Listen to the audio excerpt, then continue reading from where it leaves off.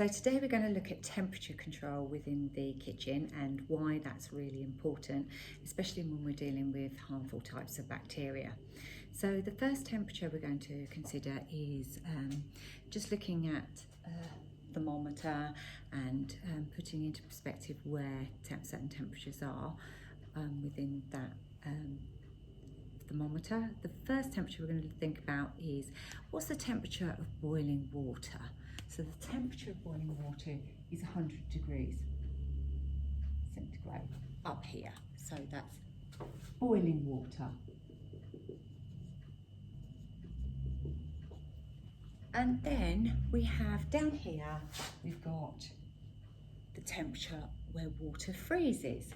So at 0 degrees Celsius, then water will start to freeze.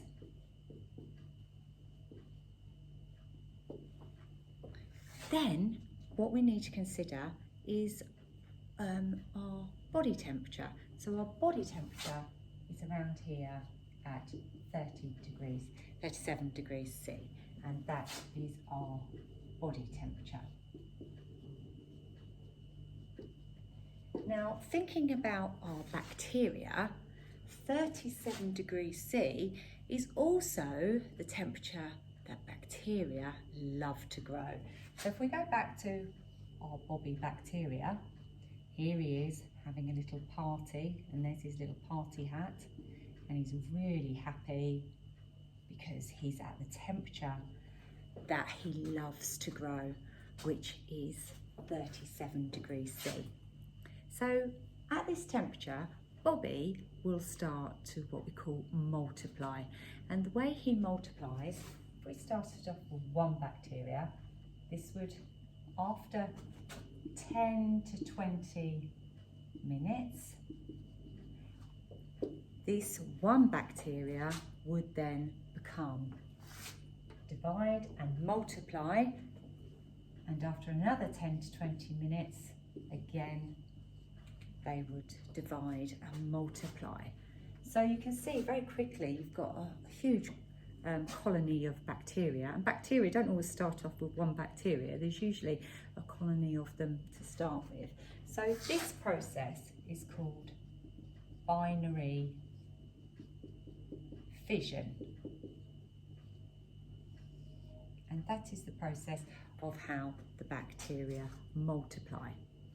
So we need to think about controlling this growth of bacteria and then multiplying. So how do we control our Bobby bacteria from growing and having a party in our kitchen? Well, what we do is we use temperature to control his growth. So if we look at our fridge temperature, the first thing we're going to look at is the temperature of our fridge, which is below 5 degrees C. So it's below 5 degrees C, and that is our temperature of our fridge. Okay, so we keep our bacteria controlled by putting him into the fridge. If you're working out in industry, they allow a tolerance of below 8 degrees C.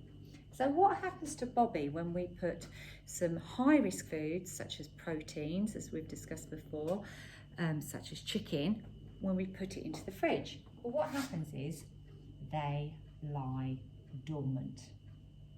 So there's Bobby, and he's just asleep there, having a nice little snooze. And so we refer to this as he lies dormant. Not growing, quite happy.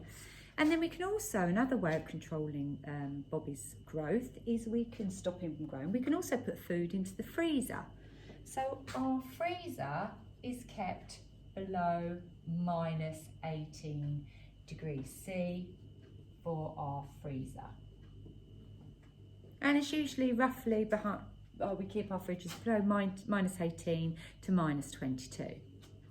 And that again just keeps Bobby lying dormant.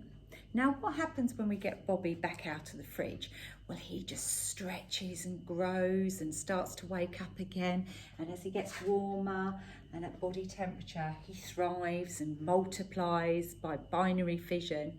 So how do we stop him from growing? So we can, at higher temperatures, control his growth further.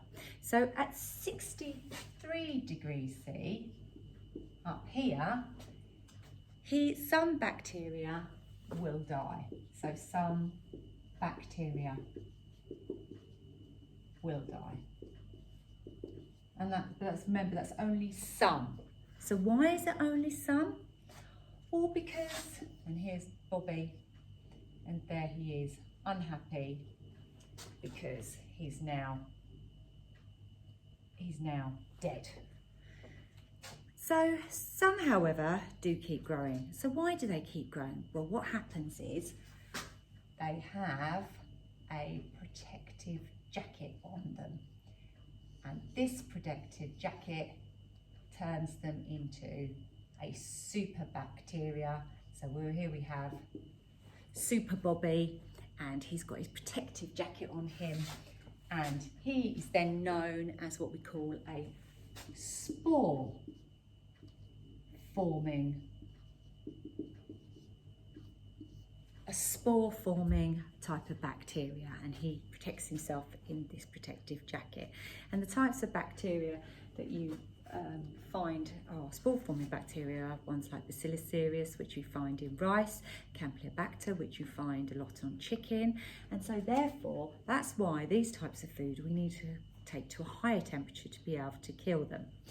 So we need to make sure that our food is cooked in the core centre of it. These high risk foods, these protein foods, are cooked to above 675 degrees C. So, and then we have most bacteria will die.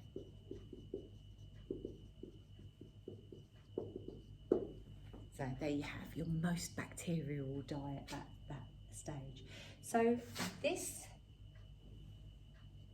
temperature between here and here, between 63 and 5 degrees C,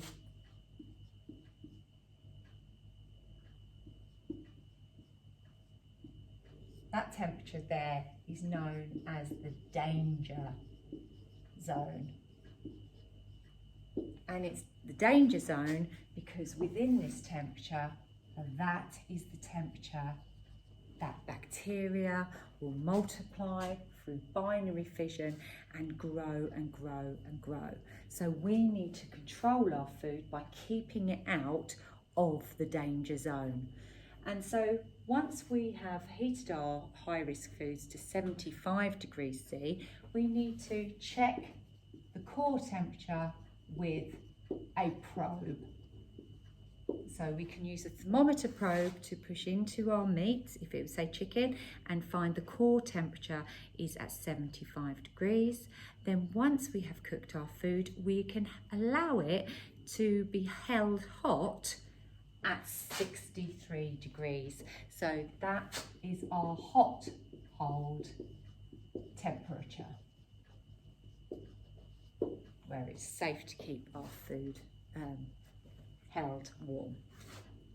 So if we do have hot food, we need to cool it down. If I was making a chicken curry and then I wanted to cool it down, I would need to cool it down to 5 degrees C, cool food down